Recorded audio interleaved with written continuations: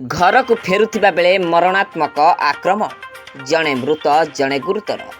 घटना घटी गंजाम जिला रंबा थाना अंतर्गत कमंड बड़ रामपल्ली गाँव में पुरुषोत्तमपुर गाँ को ऑटोरे जाउथिबा बेले गोड़े गोड़े हाणिले दुर्बृत्त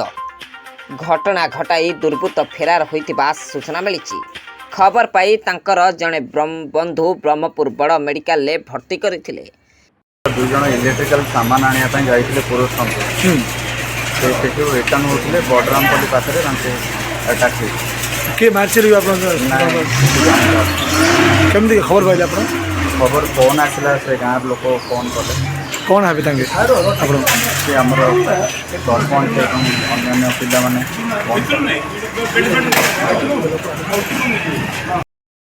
आज्ञा केमती कौन घटना है से कौन कह हाँ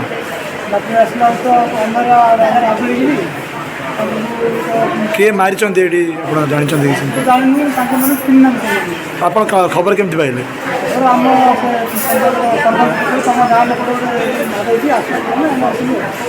आप क्या डाउट कर कि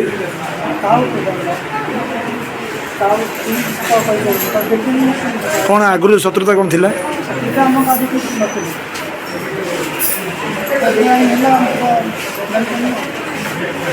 गंजाम जिलूर संतोष कुमार साहू रिपोर्ट वज्र शपथ।